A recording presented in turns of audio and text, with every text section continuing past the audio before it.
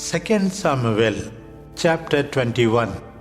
There was famine during the reign of David for 3 consecutive years, and David consulted Yahweh.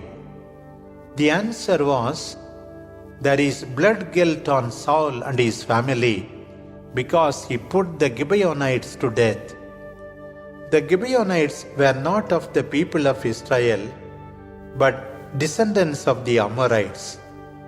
Although the Israelites had sworn to spare them, Saul had attempted to wipe them out on behalf of the people of Israel and Judah. So David called the Gibeonites and asked them, "What shall I do for you? And how shall I repay you, that you may bless the people of Yahweh?" The Gibeonites answered him, "Our quarrel with Saul and his family is not over silver or gold, nor is it our task to put any Israelite to death." The king asked again, "Tell me then, what shall I do for you?" And they replied, "That man slaughtered us and planned our destruction, so that we would no longer occupy any place in Israel. Surrender 7 of his sons to us, so that we may hang them up before Yahweh at Gibeon on the mountain of Yahweh." To this the king said, "I will surrender them." David spared Mepibal, son of Jonathan, Saul's son, because of the oath David and Jonathan took before Yahweh. But he took the 2 sons of Rizpah, daughter of Aiah, whom she bore to Saul, Armoni and Mepibal, and the 5 sons of Merab, daughter of Saul, whom she bore to Adriel, son of Barzillai, the Meholathite.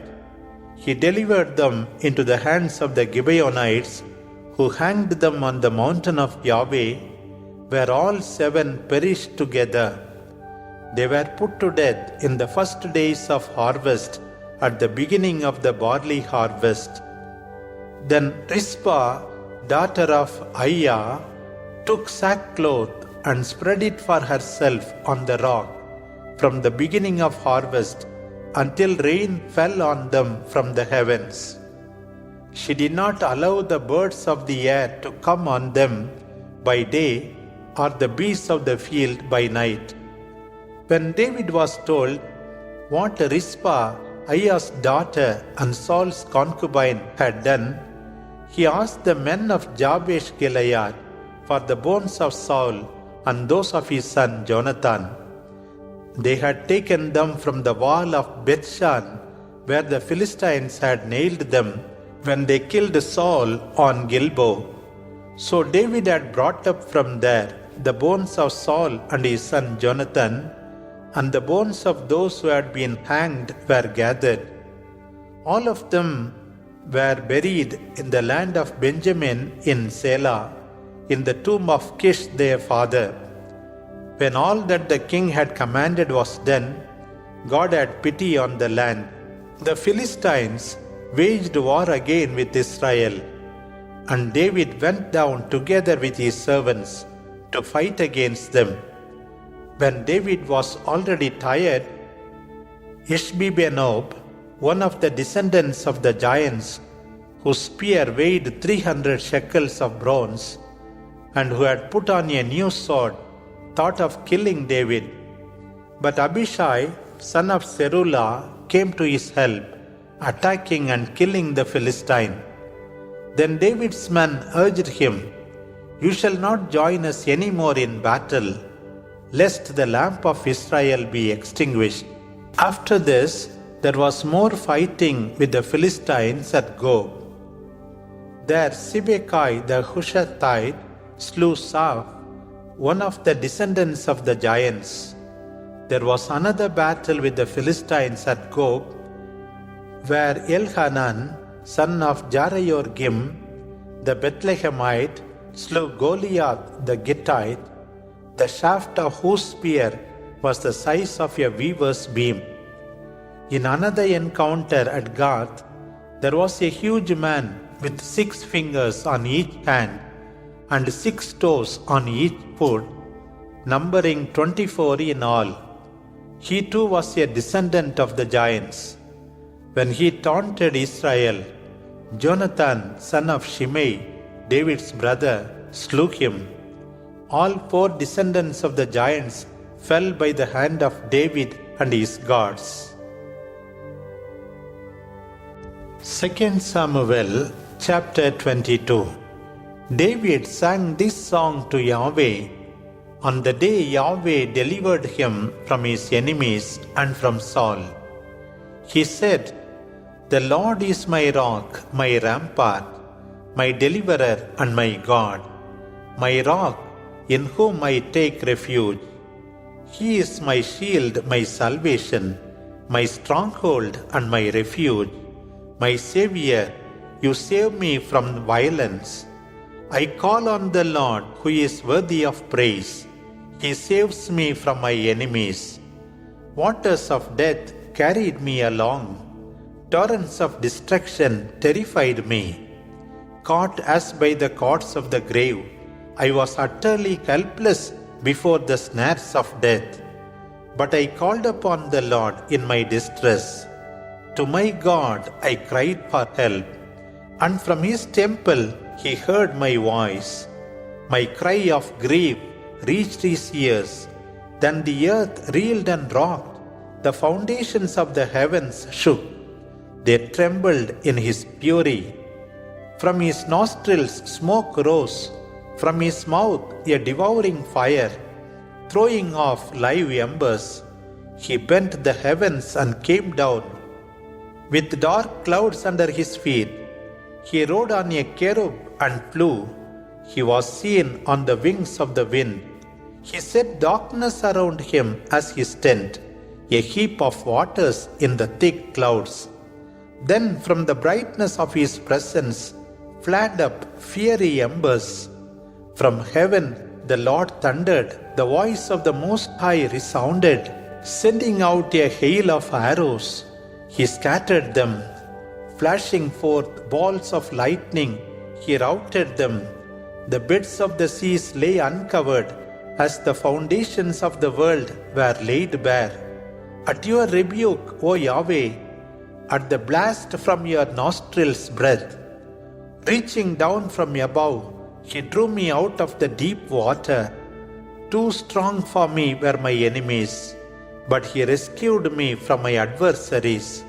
They have launched their attack in an opportune day, but the Lord has been my stay. In the open he has set me free. How great indeed is his love for me! Yahweh rewarded me according to my justice and according to my righteousness. For I have been faithful to Yahweh's way, and I did not sin far from him. With his ordinance all before me, I have always followed his statutes. Before him I have done uprightly and kept myself from iniquity. Therefore Yahweh has given me recompense according to my righteousness. To the faithful you show yourself faithful. To the blameless you show yourself blameless. To the pure you show yourself pure. But to the crooked you show yourself astute. For you raise up the humble and humiliate the arrogant. Yahweh, you are my lamp. O my God, you brighten up my darkness. Yes, with you I can crush an armed band, and by my God I can leap over a wall. This God, his way is perfect. The word of the Lord is always fulfilled. To those who seek refuge in him, he is a shield. There is no other God but Yahweh. There is no other rock but our God. This God is my stronghold and keeps my path unerring and safe. He has made my feet as swift as the hinds. He has set me secure on the heights. He trains my hands for war and my arms to bend a bow of brass. You have given me your shield for protection, and your help has made me great. You have given wide room for my steps, so that they have never faltered. I have pursued my enemies and wiped them out. I did not turn back till I had destroyed them. Thrusting them through, I did not give them time to rise, as they fell under my feet. You have given me strength for the battle. You have subdued my adversaries beneath me. You have put my enemies to flight and destroyed those who opposed me. They cried for help, but no one came. They cried to the Lord. He did not answer them. I pulverized them as dust of the earth. Like mud in the streets, I trampled on them. You have delivered me from the people's assault and have made me head over the nations. They came to serve me, people I had not known. Foreigners approached me, cringing and fawning. At the sound of my voice, they rose to obey. Foreigners succumbed or locked themselves in their fortresses. Yahweh lives. Praised be my rock. Exalted be my Saviour God, the God who grants me vengeance and subdues the peoples for me. He brings me out from my foes. He exalts me above my adversaries. He rescues me from men of violence. For this I will extol you, Yahweh, among the nations. I will sing praise to your name. You have given your king great victory. You have shown your love forever to your anointed, to David and to his descendants. 2 Samuel chapter 23. These are the last words of David. The oracle of David, son of Jesse, the oracle of the man whom God exalted, the anointed of the God of Jacob, the singer of the songs of Israel. The Spirit of Yahweh speaks through me. His word is on my tongue. The God of Israel has spoken. The Rock of Israel has said to me, when one rules justly over people, ruling in the fear of God, he dawns on them like the morning light, like the sun shining forth on a cloudless morning, making grass sprout from the ground after the rain. Yes, is not my family like this before God? He has made with me an eternal covenant, orderly and secure. Will He not complete my salvation and fulfill my desire? But the godless are like thorns that are thrown away. They cannot be held with one's hand, but are uprooted with iron and the shaft of a spear, and they are burned in fire. These are the names of the warriors who were with David. The first of the three was Ishbal, a Hakemonite, who wielded his spear against 800, whom he slew in a single encounter. Next was Eleazar, the son of Dodo, son of Ahohi, who was with David when they challenged the Philistines who were gathered there for battle. When he saw the retreat of the Israelites, he fought and struck down the Philistines until his hand grew tired from holding the sword without pause. Yahweh brought about a great victory that day. The others returned after him, but only to strip the slain. Next was Shammah, son of Agi, the Hararite. The Philistines gathered together at Lehi, where there was a plot of land planted to barley, and the men fled from the Philistines. But Shammah stood in the middle of the plot to defend it and slew the Philistines, and Yahweh worked a great victory. At about harvest time, 3 of the 30 went down to David at the cave of Adullam, while a band of Philistines was encamped in the valley of Rephaim. David was in the stronghold, while the Philistine garrison was at Bethlehem. David longed for water and said, "Who will give me water to drink from the well by the gate of Bethlehem?" At this, the 3 warriors broke through the Philistine camp, drew water out of the well by the gate of Bethlehem, and brought it to David. But David refused to drink of it and poured it out as an offering to Yahweh. He said, "By no means should I do this. Shall I drink the blood of the men who risked their lives?" Therefore, he refused to drink it. These were the deeds of the 3 warriors.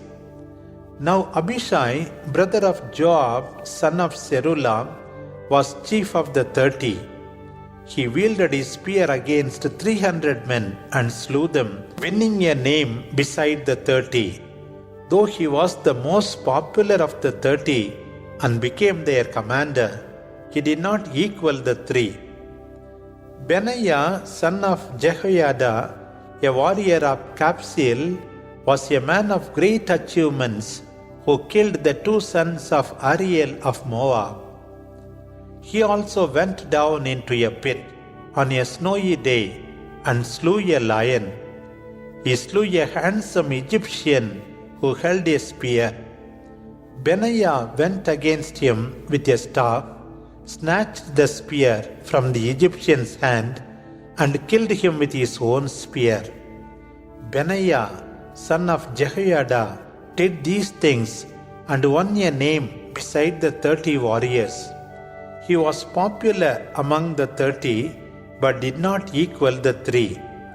David put him in command of his bodyguard. Asahel, brother of Joab, was one of the 30.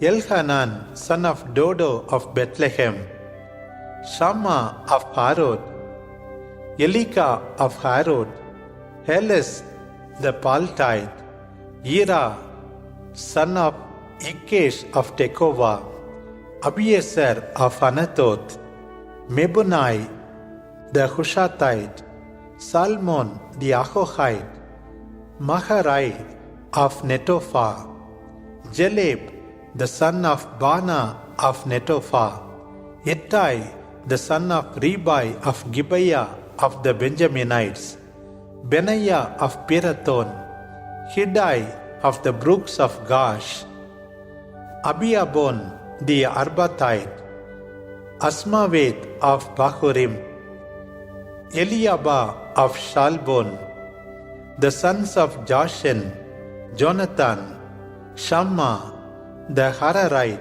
Ahiam the son of Sharar the Hararite, Eliphelet the son of Ahasbai of Maacah, Eliam the son of Ahithophel of Gilo, Hesro of Carmel, Parai of Arbite, Iqbal the son of Nathan of Sobah, Bani the Gadite, Selek the Ammonite, Nacharai of Beeroth, the armor-bearer of Joab the son of Zeruiah, Ira the Ithrite, Gareb the Ithrite, Uriah the Hittite, 37 in all.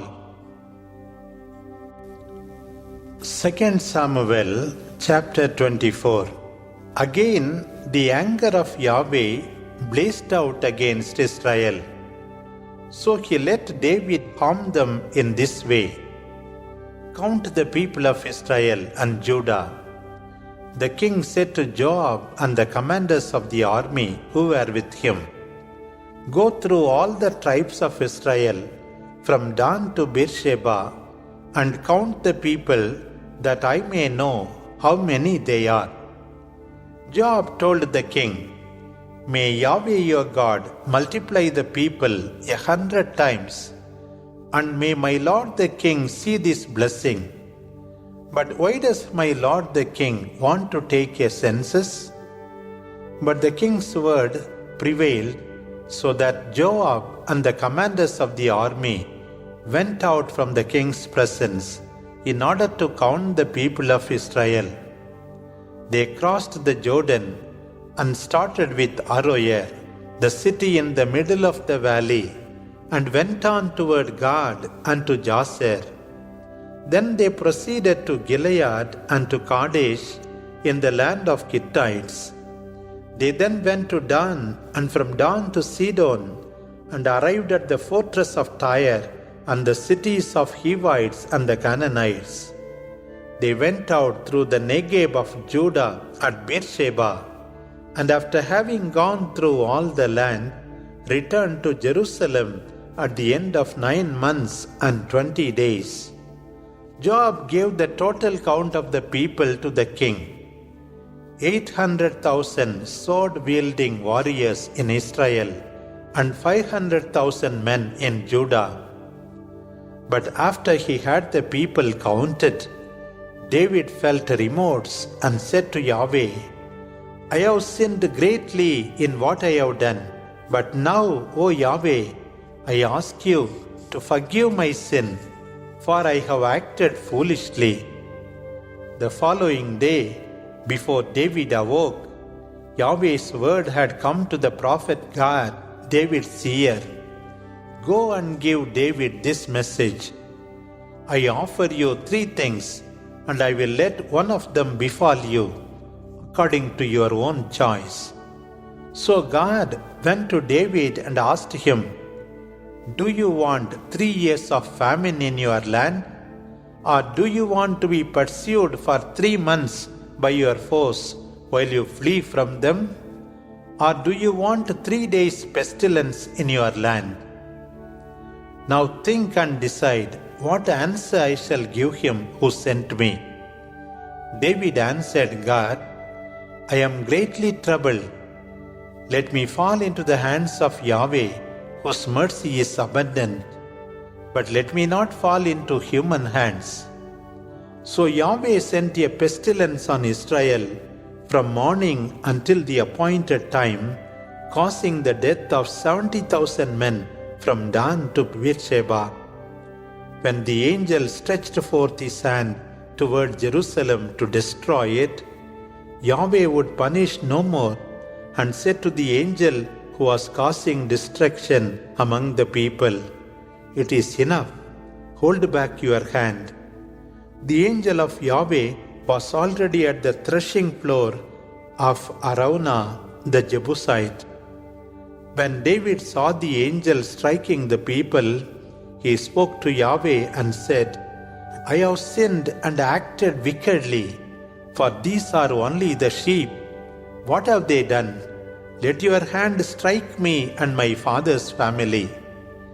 God went to David that day and said to him, Go, set up an altar to Yahweh on the threshing floor of Araunah the Jebusite. So David left to follow Yahweh's command made through God. When Araunah saw the king and his officials coming toward him, he went forward, paid homage to the king with his face to the ground, and said, Why has my lord the king come to his servant? David answered, I will buy your threshing floor in order to build an altar to Yahweh, so that the plague may end among the people. Then Araunah said to David, Let my lord the king take the threshing floor and offer the sacrifice that seems good to him. Here you have my oxen for the burnt offering, the threshing sledges and the oxen's yokes for the wood. All this, O king, Araunah gives to the king. May Yahweh your God hear you. But the king said to Araunah, No, I will pay you for all this, for I will not offer to Yahweh my God something that costs me nothing. So David bought the threshing floor and the oxen for 50 shekels of silver.